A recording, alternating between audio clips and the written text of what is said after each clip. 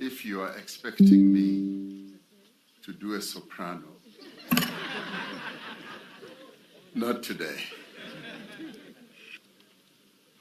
What a joy to be here. Thank you very much, Program Director, CEO of the program, Minister of Basic Education, Minister Angie Motshekga, the Premier of our province here in Gauteng, Premier Panyaza Bisufi, the Junior Mayor of the City of Johannesburg, Arabile Mapiri, and representatives of civil society, and indeed Mr. Martin Sweet, the leader and the head of Prime Stars. And ladies and gentlemen, it really is an honor to have this opportunity to be in a bioscope. The only thing I regretted is that each time I went to a bioscope, I wanted to sit right at the back there, but they put me in the front seat. And it's really wonderful, and thank you very much, to meet with all of you, our next generation of leaders, next generation of professors, business people, entrepreneurs, and tech gurus, you name it. It's wonderful to have this opportunity. Some of you have asked, why do we want to focus on boys? It's important that we should, and today is clear proof of why we have to. I felt very sorry when the young girls left the choir that has won so many awards, but I guess today is a day for young men and boys. And people ask, why is there a focus on women, on Women's Month? And we really don't have a Men's Month. We don't have a Women's Day and all that. And why is there also a focus on the Women's March? Each time I receive a head of state at the union buildings, I tell them about the Women's March when 20,000 of our mothers and grandmothers and great-grandmothers marched on the union buildings. Others ask, why is there so much focus on women's empowerment and girls' programs and everything about women and girls? The answer is a straightforward one. There is a crisis in our society, a crisis in our country, a terrible crisis that if we don't pay attention to it, about the way South African men treat the women of South Africa, we are then going to destroy who we are as a people and as a nation. This crisis is violence against women and girls, violence that we as men perpetrate. We are the ones who, in a variety of ways, perpetrate violence against women in the way we treat them, be it at home, we abuse them, we violate their rights physically and sexually, and we even kill them and rape them. And in the workplace, we push them to the back. We don't give them opportunities to surge to the fore. So this is a scourge that I described as a pandemic, even as we were going through the COVID-19 pandemic. And we need men, therefore, men to get together to bring this to an end. We are encouraged that we have today with us here young men from different parts of our country, largely in Gauteng, but with what I heard, the questions coming through, some of you come from various parts of our country. Young men who have stood up and said, yes, we want to be part of bringing about change. We want to be better men. And I love the slogan that we must raise a nation of good men. Yes, we want to show by our words as well as by our deeds that we respect women, and that as we are gathered here, we want to treat them as equals. And I want to thank you for taking this important step towards making our country a better place for all its people. Now, this young men's dialogue is very important for me, and I know you will continue after I have left. But you've thrown up to 16 questions at me, and I will, during the course of my input, address quite a number of the issues and questions that you have raised. To end gender-based violence, we must focus on prevention. The women of our country stood up and said gender-based violence must come to an end. They marched to the union buildings, and I wasn't there. And they said, please tell the president that we are not going to leave the union buildings until he comes. And that was 9 o'clock at night. They said, we are going to sleep here. And I feared the prospect of having women sleeping at the union buildings. And I got up and I went at night. And they told me their full account of how the abuse that is being perpetrated against them as women is degrading their humanity. And it is then that we decided that we would call a summit, which summit we held, and we came out with a national strategic plan.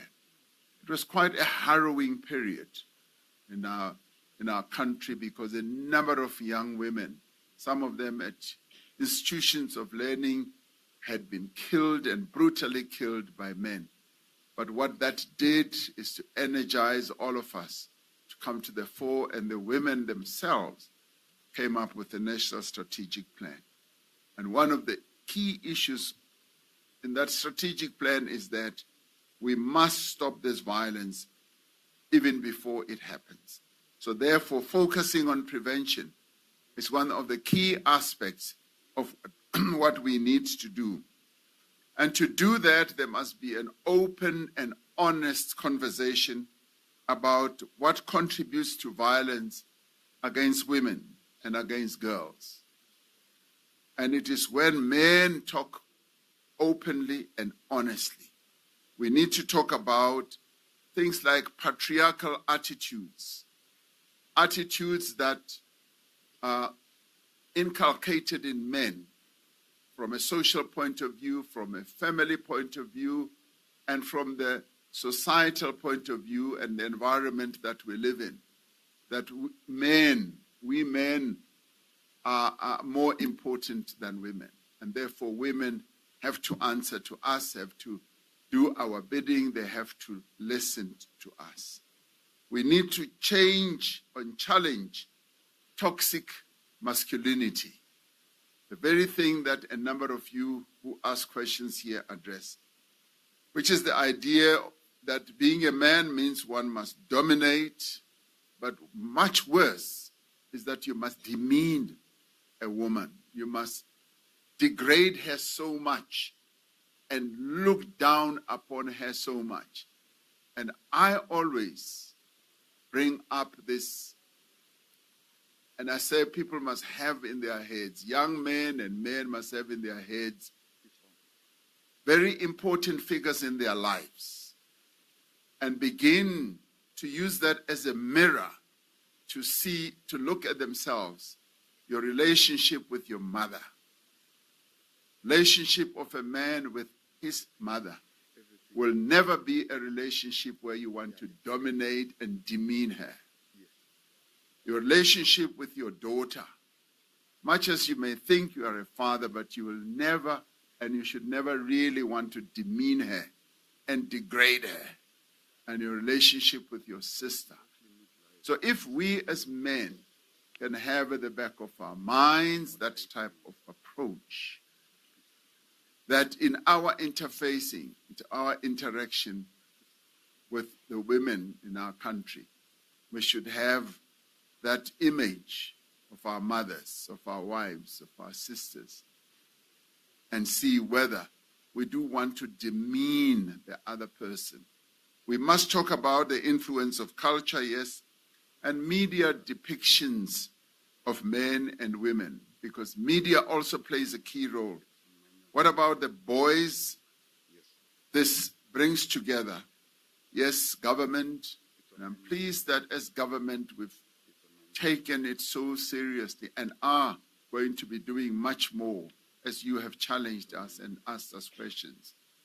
And I'm grateful that Minister Mutaka, Department or the Ministry of Basic Education is taking this so seriously. But we are also pleased that civil society, like organizations like Prime Stars and all the many others that are depicted here are going to come or are coming to the party.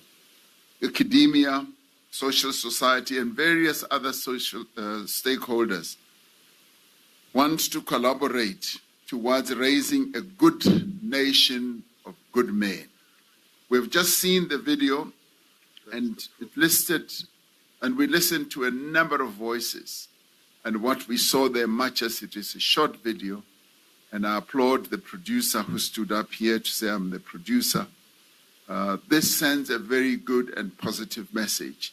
And it should be a message that is spread around the country. And we will talk about that. We are correct to ask the question, yes, what about the boys? Because young men and boys must not be left behind. And Deputy Minister Mhaule was right. We've tended to focus on women and the girls and we found that we had left the boys behind. And we're paying more and more attention. And it even happens in households. Even my daughters have said, but Dad, you seem to be focusing more on us and seeking to protect us all the time. What about the boys? And I've said, yeah, I do pay attention. And then they said, but you're paying more attention on us, which is the truth.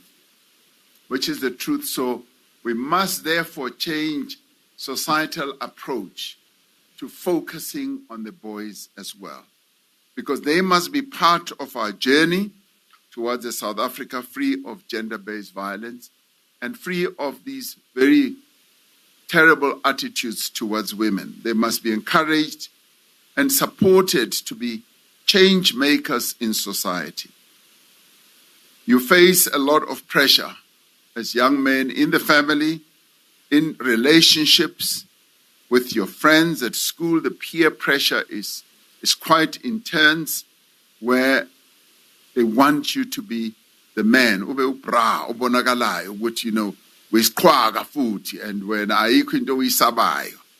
and in South Africa today, black men are most vulnerable to violence as well. Young men and boys are vulnerable to being recruited into gangs, and also, as the Premier was saying, into using substances such as drugs and being part of criminal activities. Young men of this country are being made into men before their time, before they even enjoy being young men. They are already being dragged into activities and into behaviors that make them men. You must face the pressure from your friends to become sexually active even before you are ready to do so, because this is seen as the real thing that a man must do. And Minister is right. There are also pressures on women, young women, and therefore they run to clinics, and then the clinic system, or the health system, then puts more pressures on them. Worse yet, engaging in unsafe sex practices is also seen as being more manly. And I must say that our HIV message has tended to weaken over time. And it has encouraged men, and this has been the case for the longest of time, that men must participate in unsafe sex so that they must be seen to be the real men. And of course, this is leading to another huge challenge that we have of teenage pregnancies, the spread of HIV, For some of you here, maybe the pressure, especially once you've gone through ritual initiation to the so-called to prove your manhood in a variety of ways. Far too often, this is having a destructive effect on women and girls as well. So many men, young men, may not have positive role models in their own lives, and we therefore need to talk about these things openly so that even those who can be positive role models can come to the fore. And what we need to do is to have more and more of these occasions. Some of you asked, you are very privileged to have this moment, this occasion, yes, of meeting the president, and you are going to continue with the premier and the minister later. But what about those who are not here? What about those in the rural areas? What about the young men in other townships? How are we going to engage them? And we'll give some indicators of what we can do and what we can do collectively. The challenge of absentee fathers, which some of you referred to in your questions, is one of the greatest tragedies of our nation. Only a third of South African children live with both parents. Most children either live with their mother only or with neither of the two parents. And of course, I was very pleased to hear a historical account of how this has largely come about. The migrant labor system also contributed in a huge way to absentee fathers not being there, fathers not being there in the lives of their children, as they had to leave their homes and go to the urban areas and work to the mines, the farms, and many other places. And this has become a very destructive culture in our country, with as many as those that I've talked about, fathers not being there. We must talk about what it means for young men and boys not to have a father at home to support, to encourage, and to guide them. By the way, the same thing applies to young girls, because young girls also need a father in the homestead. So with all of you now being here, future fathers, future partners, it's important for all of us to remember that it is important as you become a father that you should play a key and present role in the life of your child. We must talk about the pressure on young men and boys to also drop out of school to earn a living because they have a family member relying on them financially. As young men, you too are vulnerable, and I'm highlighting some of these topics so that you can talk about them in the dialogue that is going to continue after I have left. You also, as young men, experience depression, loneliness, and frustration. And you also experience rejection with regard to your own sexuality. And I'm so proud of those of you who stood up here and declared what your sexuality is. But I'm very proud of the schools or the environment in which you are learning, where it is accepted, you are embraced, you are even celebrated, you are even proud that your teacher is here and your teacher knows exactly how to respond to this. That I applaud a great deal, and I say to that school, Oliven Outport, yes, I applaud you, and I give you a real good round of applause for that. This can sometimes manifest in aggressive behavior towards women and girls. As young men, you may be tired of being told that you are a problem. You want your dignity to be respected. You want your standing in society to also be upheld. And you want the good qualities in you to be recognized.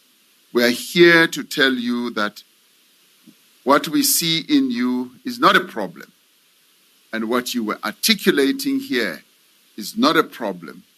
And I see many solutions from what you were saying here. So it is in your hands, to a large extent, to bring about a new generation. And I'm very hopeful with what I have heard coming from you as young men, much as you are dealing with real challenges. The new generation of men that you are going to be is going to be more respectful. And you are going to have a very positive masculinity. And you are also going to carry your manhood in a much more sensitive manner. So I feel very encouraged that you would never be the type of man who would be demeaning women. And this we can achieve by talking openly about it. And that is why your quest to have this message spread around. And that is where I also applaud what Prime Stars has been doing through your various surveys and through raising the level of consciousness amongst young men and men in general, and talking about all these things, and then later seeing that there is a change. And change can only really come about when all of us get involved in discussions, in dialogues, in a very open and transparent manner about issues of gender-based violence, about how we can prevent gender-based violence, and how men can play a much more respectful and supportive way, demeanor towards women. Now, having convened this dialogue, we recognize that we must engage you as men and boys, and we want to create a more safe and open space where you can talk about your feelings. You're absolutely right. Men are terrified of talking about their feelings. They don't want to share their feelings. And yet women find it a lot easier to talk about how they feel, and they express it in a variety of ways. We men now need to change our approach to talking about our feelings. And we need to share each other's lives together and collaborate more. The focus of your program is to reimagine and reinvent masculinities in a sensitive manner, in a respectful manner. And it is in the end about working with young men and boys through theaters of learning to influence how they view themselves and the kinds of men that they want to grow into being. Now, as government, as civil society, and as business, we should become more and more committed to supporting you in your journey to become better than you are. And you do right to challenge us. The questions that you've posed are challenging questions, and you do well by asking those questions directly to us. And here I thank the Department of Basic Education for being willing, prepared, and have a duty to lead the charge in this regard. And in thanking all of you for participating, I think it is a huge step that you have already taken. But I want to highlight just 10 issues. 10 issues about the role or behavior of young boys towards women, and how we can begin to bring about influence, positive influence, so that all of us as men and as young boys realize how we can change our own behavior and how we can discard what we were taught at the home, what we were taught where we grew up, and also what we were taught through our cultural norms in terms of being better young men and better citizens. The first one in my book is that there must be respect and equality. Young boys should be taught and should know that they need to respect women as equals and recognize their rights, their feelings, and their perspectives. And I bring once again the imagery of your mother, because if we bring the imagery of your mother, female, woman in your life, and you then transpose that to your relationships with other women that you come across, your relationship with your mother is based on total respect. It is based on recognizing that, yes, she is your mother, you respect her feelings, you respect her perspectives. I have now taken to watching this soapy, Shaka Ilembe, and I am just in awe of how Ushaka Ilembe respected his mother, and how he treated his mother, and how he wanted to protect his mother at all times, and how even as his mother was being demeaned and degraded, he took it upon himself that I am going to wipe out the suffering and the travails that you are going through. And what it taught me is that if men can treat the women in their lives with respect, with recognition of equality, we will then go a long way.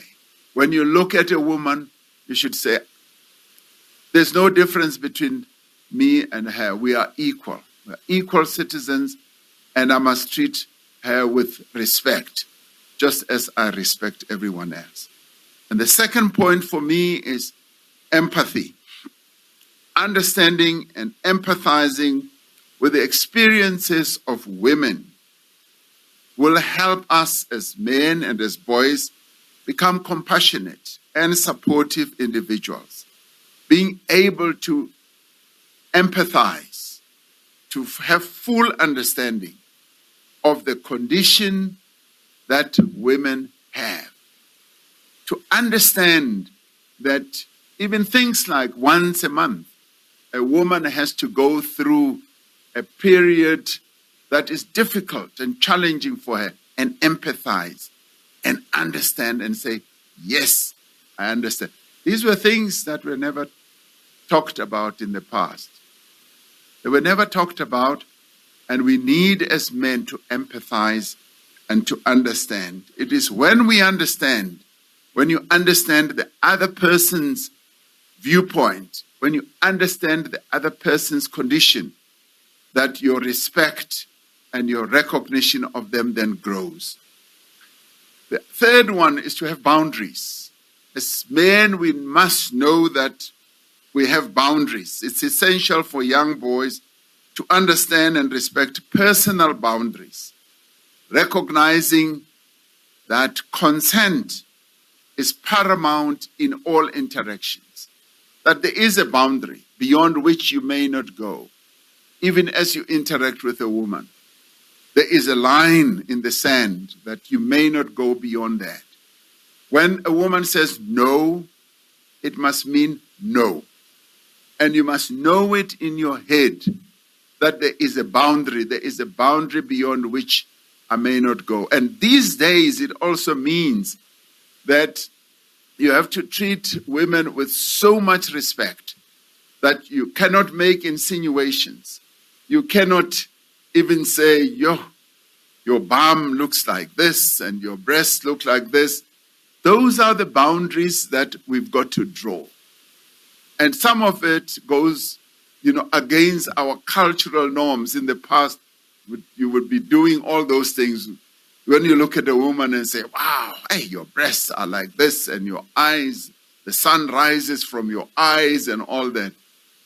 Those things that I also saw in Shaka Ilembe no longer apply. There are boundaries. There are limits beyond which we cannot go. Why is that so? Because we are equal. Because we have to underpin everything we do in our relationship with women with respect. And we must also challenge stereotypes. Boys should be encouraged, as you are here, to challenge and question gender stereotypes and biases. This helps to foster a culture where women aren't limited to traditional gender roles, where, as some of you were saying, yes, the normal trend and the cultural tradition is that the woman must be the one who tends for the men all the time. That is a cultural and traditional stereotype that we must challenge. And I'm glad that you, young men who are here, young boys, you are beginning to do that. The education that is being inculcated to you or being offered to you at your schools is such that you will have the strength, the intellectual rigor to be able to challenge those. And you have to make a stand against the fifth one, against misogyny.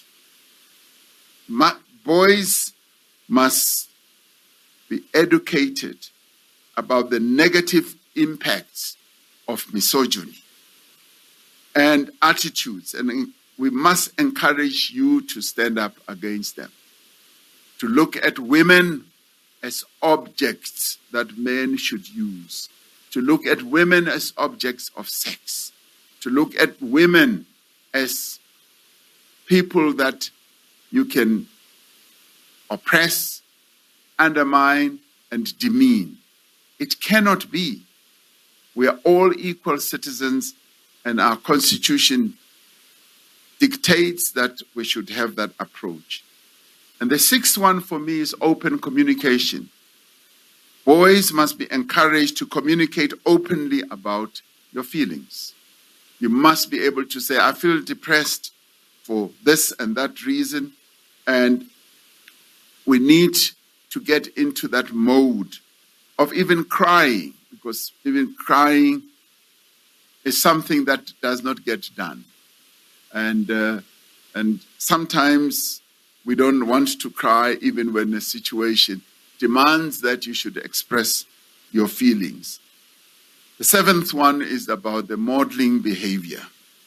Adults, particularly male role models, should display respectful and supportive behaviors towards women, setting a good example for younger boys to emulate.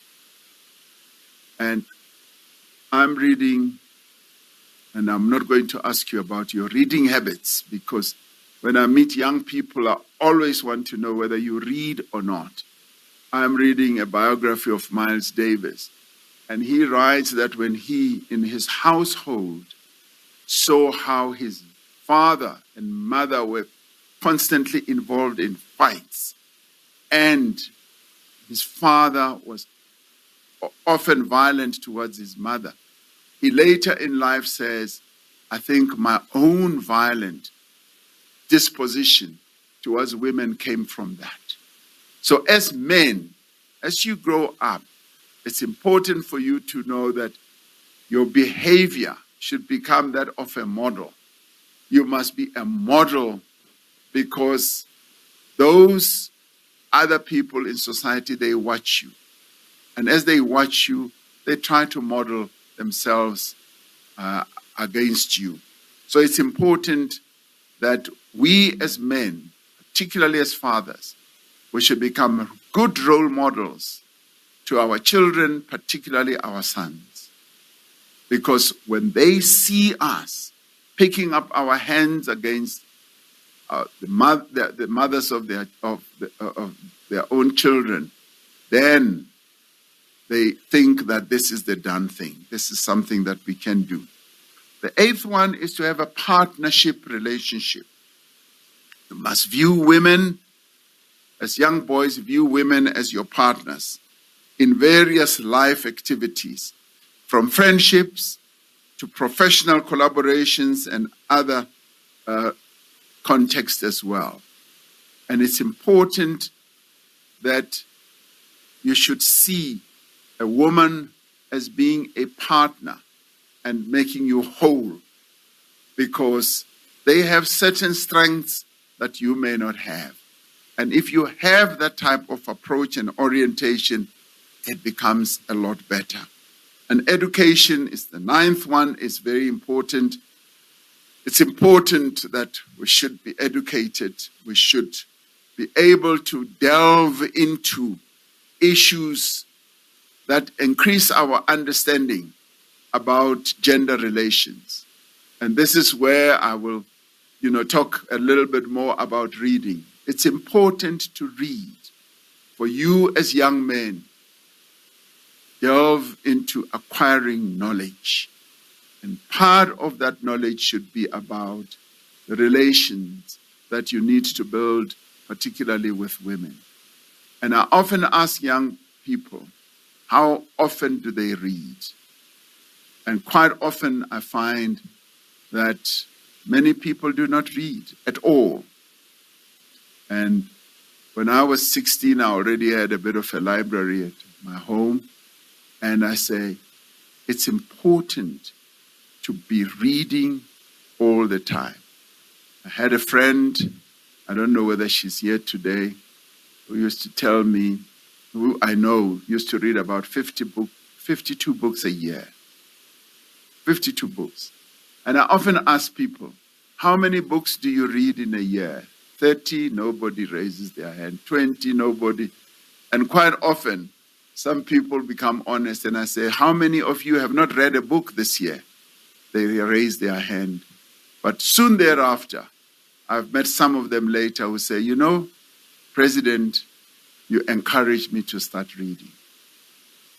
I had a friend who passed away who, when I told him this story, came and whispered to me and said, my good friend, I had not read a book for 30 years.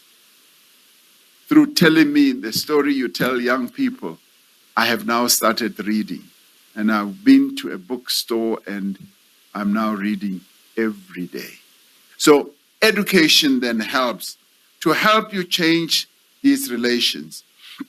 And the last one is the promotion of positive masculinity, where you yourself display positive masculinity, and it also means that you do not have what we call toxic masculinity.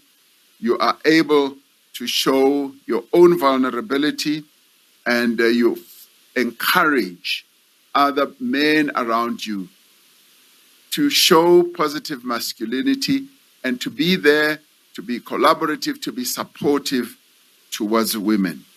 In essence, this is what I believe young men, young boys should begin to inculcate in their heads.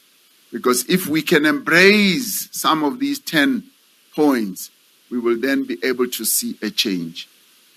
And what about the boys who are not here? Very good question by Arabile. The boys who are not here are boys that we need to reach out to. And I've often said that what we need to do is to have this type of movement. What about the boys' type of movement? And spread it around the country. Martin Sweet has spoken about that we want everyone, all the key role players to support us as we go around the country to spread this message. Yes, in the rural areas, yes, in the townships, reach out as much as possible. I want to be in a big stadium where a number of you can come and talk about the issues about boys and the issues against gender-based violence. I have been saying I want that type of massive occasion. And it should be spread around the country. It should not only be in one setting. So we will be working more closely at programs that we need to embark upon to reach out to the boys, as you say, Arabile, who are not here.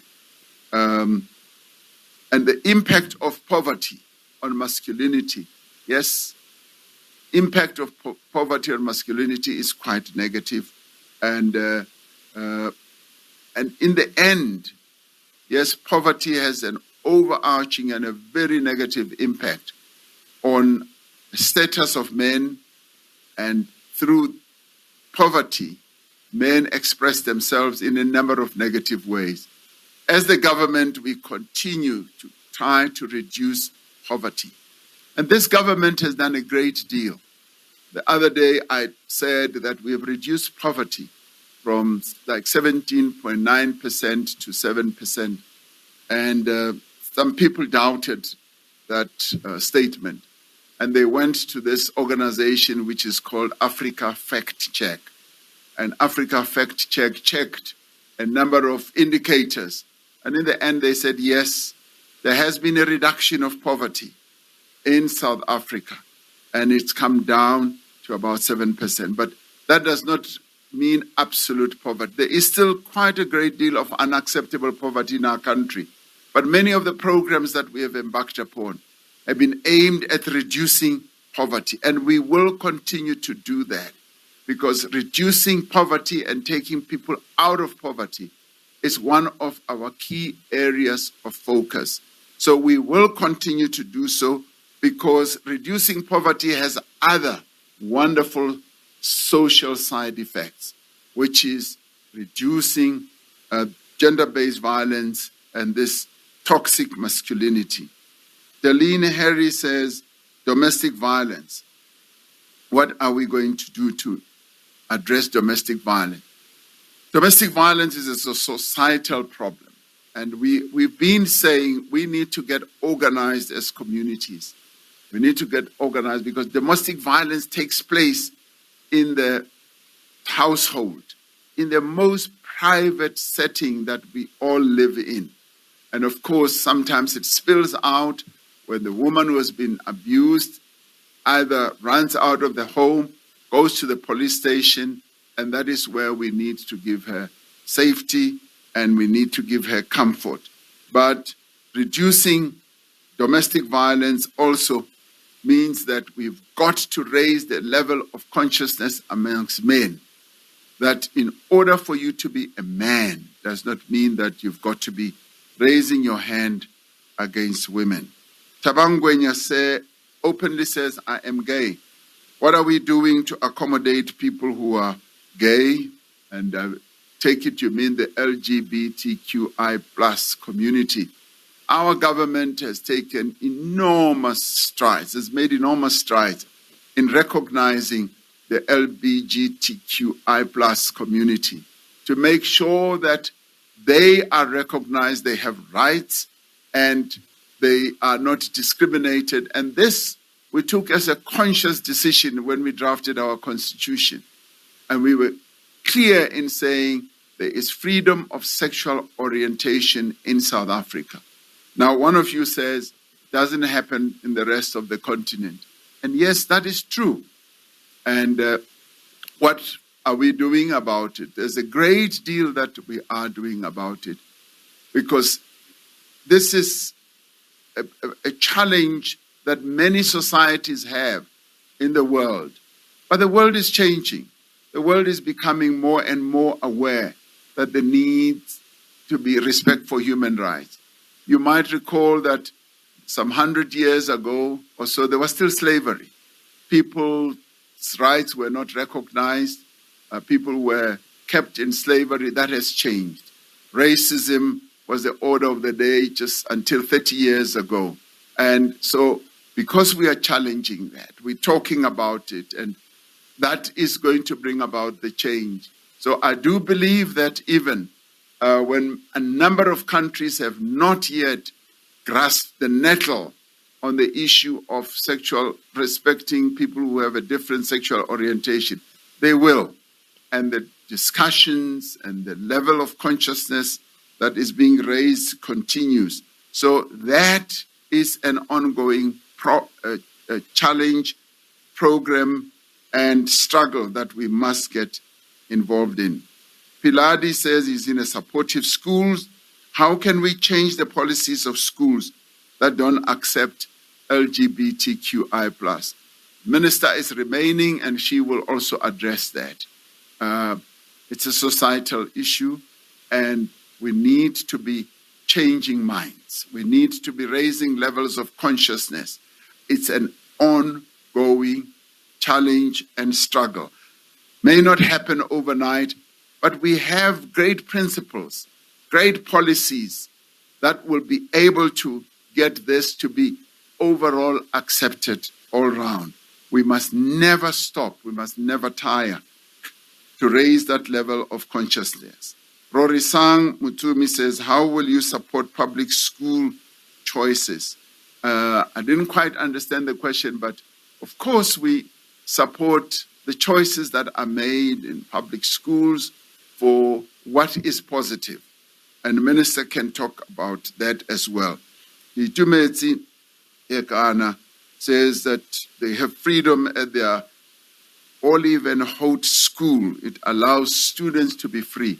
That is precisely what we want for all our schools, to allow young people to be free, to express themselves, to be able to be free, not to fear. And we want fear to be taken out of the school environment. Sandile Ngobo, there are many cases of gender-based violence that go unreported. That is so true, because quite a lot of them take place, as I said, in the bedroom, in the household, in the privacy of homes. And in the end, they are not reported. And the Minister of Police often says that the cases of either rape or so are often between intimate partners. They are the ones who perpetrate that. But we want those cases to be reported. We are finding that more and more of such cases are reported. And of course, we have also taken strides to ensure that our police stations are user-friendly. Our police stations have spaces in the police station where a woman who's been abused can go and report, and the police are trained, and they're becoming more and more trained to be sensitive to the trauma that women will have gone through gender-based violence. So with that, we are saying women more and more should be able to feel free to go through and report, and more so that we've also tightened up the laws that should give women more a sense of security, a sense of assurance. But of course, that on its own does not get rid of gender-based violence. Riatile says, how can we combat mental health of young men? Mental health is quite an important area of disability that we need to be focusing on, and we are focusing on it. Because mental health has always been relegated to the back. And now we are saying it needs to be recognized that the mental status of people is affected by a whole number of situations and conditions, and we need to pay closer attention. And our health system needs to be well geared to be able to deal with situations where people have challenges of mental health. And Dando says, yes, children in rural areas, I think I addressed that. And one who produced this film, didn't catch the name, how do we close the gaps in the LSM and breaking the racial divide? Racial divide remains there, and often say that the shadow of our past still casts on us as we move forward. That shadow is still there with us. Racial attitudes are still there with us, and we need to know that we've got to continue engaging in a struggle. It's like a fault line. You've got to continue closing that fault line all the time, because it can always erupt, and that gap can always be a gaping gap. So we must never think that we have arrived. We have not arrived. It's a process that we need to work on. Zodwa, how do you plan to address the disparity in education and rural and urban. Minister will tell you that one of our areas of focus is how to close that gap. But the original gap was to close the racial gap, the racial divide, where apartheid created schools that are better endowed and with a better education for white people, and for black people, real poor schools in the townships and in the rural areas. The education budget, you may well know that education has the biggest chunk of the money that we budget for the country.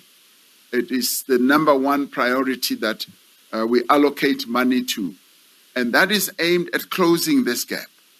And it's also is aimed at closing the gap between rural and urban as well. So we focus on all three at any given time. How will the president, I think I heard this, how will the president change approach on men not crying? I can make them cry. I'll try.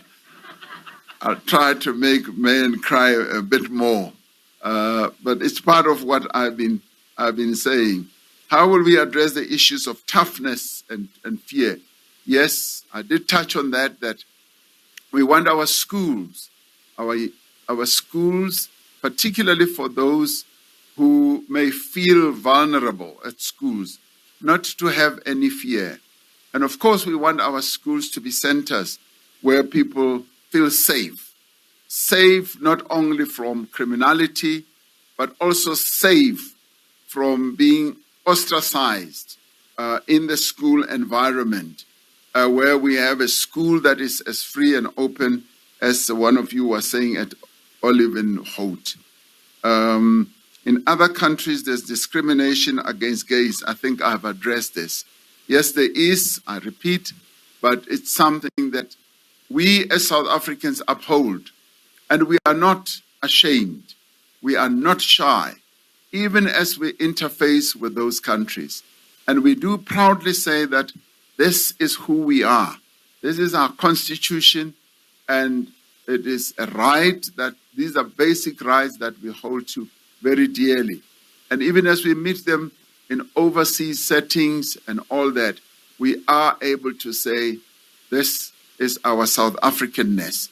A South Africa that recognizes the rights of everyone. Mweketi says, how do we make women feel safe as they enter unisex bathrooms?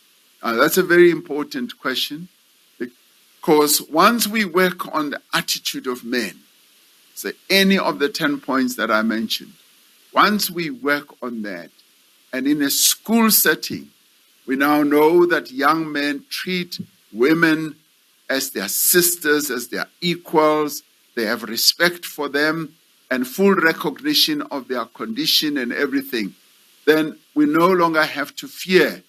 And women should no longer fear that is the case. I remember one university, Minister Motshekga, where I went to in the Eastern Cape. They used to have a lot of incidents of gender-based violence, including the brutal killing of young women in the university precinct. And the university started the men's dialogues and took the men student body and did precisely what we are doing today. Spoke to men, got them to stand up, the young students to stand up to speak openly about gender-based violence and attitude of men to women. When I went to that university, the principal, the vice-chancellor said to me, since we started this program, we see a vast change. Women now come forward and tell us that they feel safe to walk around the campus even at night. And that has changed attitudes. But he says they'll keep on doing exactly that, but they're also going to follow it up with a girls' dialogue, young women's dialogue, so that they have a separate young women's dialogue. And after that, he says, we are going to bring them all together. And he says, these conversations and dialogues have a huge impact. And I stand here today to bear witness from what you are doing, Prime Stars, what other organizations are doing. What we need more than anything to prevent the scourge of gender-based violence spreading more and more is to dialogue, is to engage. Yes, first we should do it with men, and we should also do it with women, and then together talk about it openly, so that it's no longer just speeches. It should be an exchange of views, and it should be an open dialogue where tears can be shed, where fears can be expressed. That is what we need at this point in time, and I'm prepared to lead in that as well, so that we can have this type of national dialogue as you have suggested. How do we impart the same message to boys? Yes, that is precisely what we should be doing. And then another one, which was the last one, says when girls beat boys, when we go to report, the police laugh at us. Quite often it's women who go to the police station. It's not often that boys or men go to police stations. I've read about them now and again. But the police also will be trained to be sensitive, whether it's a man or a woman. And I know that the training has been focusing more and more on women coming to report. We now need to start focusing on the boys, just as we are doing today. And it is for this reason that I really applaud you, Minister Martin Sweet, Premier, and everyone for having this dialogue in a bioscope for me. I really appreciate it, and I thank you for this opportunity. Thank you.